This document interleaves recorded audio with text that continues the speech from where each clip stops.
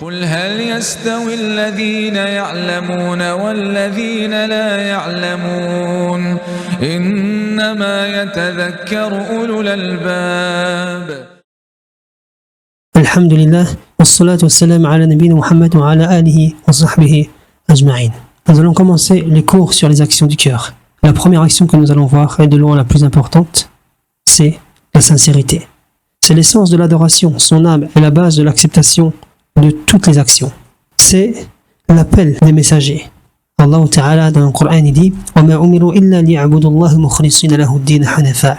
Il leur a été ordonné d'adorer Allah sincèrement, lui vouer un culte exclusif, sincère, hunafa, en étant monothéiste. La première chose qu'on doit apprendre dans la religion, c'est la sincérité. La sincérité occupe une place très très importante. Certains savants ont dit c'est أَلَّا تَطْلُبَ عَلَى عَمَلِكَ شَاهِدًا إِلَّا اللَّهِ وَلَا مُجَازِيًا سِوَاهُ. C'est que tu ne demandes aucun témoin pour ton action, sauf Allah subhanahu wa ta'ala, et que tu n'attends la récompense de personne d'autre que lui. C'est ça, la sincérité. C'est aussi l'intention. Lorsqu'on fait une action, par exemple si on prie, eh bien on prend l'intention de faire la prière, et on voue cet acte d'adoration exclusivement à Allah subhanahu wa ta'ala.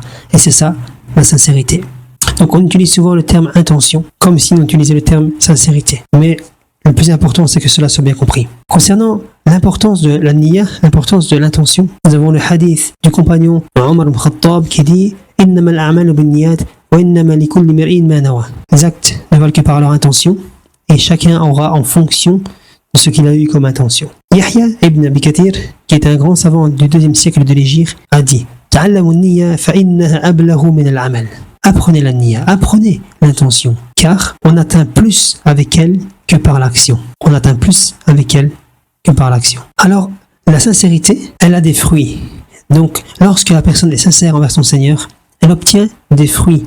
Quels sont les fruits qu'elle peut obtenir par cette sincérité? D'abord, il y a qaboul al-amal, l'acceptation de son action. L'acceptation de son action, le prophète sallallahu alayhi wa sallam a dit « Inna Allah la yaqbalu min al-amali illa kana lahu khalisa wa ubtughiya bihi wajhuhu » Allah Ta'ala n'accepte des actes que ce qui lui a été voué sincèrement et ce par quoi on a recherché son visage. Parmi les fruits que l'on récolte aussi de la sincérité, husul al-ajr wa mudha'afatuh, il y a l'obtention de la récompense et sa multiplication. Le prophète sallallahu alayhi wa sallam a dit innaka la tunfiqa nafaqatan tabtaghi biha wajha Allah illa ujirta 'alayha. Subhanallah. Il dit tu ne dépenseras aucune dépense en recherchant par cette dépense le visage d'Allah sans que tu ne sois récompensé. Nous avons une très belle parole du grand savant Abdullah ibn al-Mubarak, qui est aussi un grand savant du 2e siècle de l'Hégire. Il est très connu, c'est un savant du hadith dans le fiqh et aussi un grand mujahid. Il a dit رُبَّ عَمَلٍ صَغِيرٍ تُكَثِّرُهُ النِّيَّةُ وَرُبَّ عَمَلٍ كَبِيرٍ تُصَغِّرُهُ النِّيَّةُ. Ce qui veut dire combien de fois une petite action a été agrandie, augmentée par la niyyah, et combien de fois une grande action a été diminuée par la niyyah. Donc ceci a été rapporté dans le hadith comme cet homme qui a retiré du chemin des musulmans une branche avec des épines, une branche qui pouvait les gêner. Il l'a fait sincèrement pour Allah et par cette petite action, il va rentrer au paradis. Ou bien comme cette femme qui était prostituée, qui a trouvé un chien assoiffé. Elle a pris de l'eau dans un puits pour l'abreuver. Elle l'a fait sincèrement pour Allah subhanahu wa ta'ala et par cette petite action, elle va rentrer au paradis. Deux petites actions en apparence, mais qui ont été faites avec une grande sincérité pour notre Seigneur. Et donc, par ces actions, ils vont rentrer au paradis. Et là, on répète la parole du grand savant Abdullah ibn al-Mubarak qui dit « Rubba amalin صغير تكثره النية ورب عمل كبير تصغره النية. Nous avons la parole d'un pieux prédécesseur, Az-Zubayd al-Niyami, qui a dit إني أحب أن تكون لي نية في كل شيء حتى في الطعام والشراب. Il me plaît d'avoir une intention dans toute chose, même dans la nourriture et dans la boisson. Celui qui mange et qui boit pour pouvoir faire des adorations, celui-là, pendant qu'il mange et qu'il boit, il est déjà en adoration. Il prend une récompense. Subhanallah. Parmi les fruits que l'on récolte de la sincérité, il y a l'obtention de la récompense de l'action, même si maintenant on ne peut pas faire cette action. Il y a le célèbre hadith dans lequel le prophète sallallahu alayhi wa sallam a dit, lorsqu'il est parti à la bataille donc de Tabouk avec les compagnons, il y a des musulmans qui sont restés à Médine parce qu'ils n'ont pas pu partir. Ils avaient une excuse, ils étaient malades, ou bien ils étaient blessés, ou bien ils étaient trop pauvres pour avoir des montures et se déplacer. Donc dans le hadith, le prophète il a dit à ses compagnons sur le retour إن أقواما بالمدينة خلفنا ما سلكنا شعبا ولا واديا إلا وهم معنا فيه حبسهم العذر وفي رواية إلا شركوكم في الأجر. Il y a donc des peuples, pour dire des gens, à Médine, derrière nous. Des gens qui, chaque fois qu'on a emprunté un chemin ou traversé une vallée, ils étaient avec nous. Ce qui les a retenus, c'est une excuse. Une excuse qui est valable. Pas comme les hypocrites qui sont restés à Médine parce qu'ils étaient peureux, parce qu'ils ne voulaient pas se sacrifier pour l'islam. Non. Eux, ils avaient une excuse. Et dans une autre version, il dit, sans que ces gens-là, ils soient avec vous dans la récompense. Donc, ils partagent avec vous la récompense.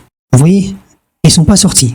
Ils avaient l'intention de partir, mais ils n'ont pas pu le faire parce que, comme il est dit dans le hadith, ils ont une excuse qui les a retenus. Eh bien, ils ont la récompense de ceux qui sont partis. Et la récompense, elle est comment? C'est al-ajl al-mufassal, la récompense en détail. C'est pour ça que le prophète, sallallahu alayhi wa sallam, il a dit, on n'a pas traversé une seule vallée, on n'a pas emprunté un seul chemin, sans qu'il soit avec nous. Pour montrer que c'est la récompense en détail. Il y a aussi un autre hadith dans lequel le prophète, sallallahu alayhi wa sallam, il a dit que cette communauté est à l'exemple de 4 hommes. Un homme à qui Allah a donné richesse et science, il agit conformément à sa science, dans sa richesse. C'est-à-dire qu'il dépense de sa richesse dans ce qu'Allah il aime. Un autre homme à qui Allah subhanahu wa ta'ala a donné la science, mais il n'a pas donné la richesse. Et il dit, si j'avais comme cet homme-là, le premier, j'agirais comme lui. Et le prophète sallallahu alayhi wa sallam, il dit quoi? Il dit concernant ces deux-là, فَهُمَا فِي الْأَجْرِ سَوَاء. Ils sont égaux dans la récompense. Tout ça parce qu'il était sincère. Le deuxième, celui qui avait que la science, il était sincère. Et d'ailleurs, ici, il faut qu'on tire profit de ce hadith. Comment? En le mettant en application dans nos vies de tous les jours. Maintenant, on n'est peut-être pas riche, mais on peut avoir la récompense des riches. Lorsqu'on passe par un endroit où il n'y a pas d'hôpital, où il n'y a pas d'école, les gens sont moins le besoin, eh bien, on pourrait dire, si j'étais comme telle personne, ou si j'avais les moyens, sincèrement, si j'avais les moyens, je ferais construire un hôpital, je ferais construire une école, j'aiderais les pauvres. Eh bien, subhanallah, on prendra la récompense par cette intention, si elle est réellement sincère. Nous allons voir un dernier fruit que l'on obtient par la sincérité, c'est an-najatu min an-nar, le sauvetage de l'enfer, être sauvé de l'enfer. Allah Ta'ala dans le Coran, dans Surah Al-Layl, il dit wa sayajannabuha al-atqa. Celui qui est pieux, il va être loin, éloigné de l'enfer. Alladhi yu'ti malahu yatazakka wa ma li ahadin 'indahu min ni'matin tujza illa ibtigha'a wajhi rabbihil a'la wa la sawfa yarda. Donc celui qui est pieux, il va être éloigné de l'enfer. C'est qui? C'est celui qui donne de ses biens, yatazakka, il se purifie. Mais il fait ça pour quoi? Il fait ça pour qui? Il le fait que pour le visage d'Allah subhanahu wa ta'ala. Mais celui-là, celui-là, il sera satisfait. Donc nous avons vu 4 fruits que l'on récolte avec la sincérité. Tout d'abord, il y avait qabul al-amal, l'acceptation de l'action, husul al-ajr wa mudha'afatuh, l'obtention de la récompense et sa multiplication, idrak al-amal wa in ajaza anhu, l'obtention de la récompense de l'action, même si maintenant on n'est pas capable de faire cette action, et an-najatu min an-nar, le sauvetage de l'enfer.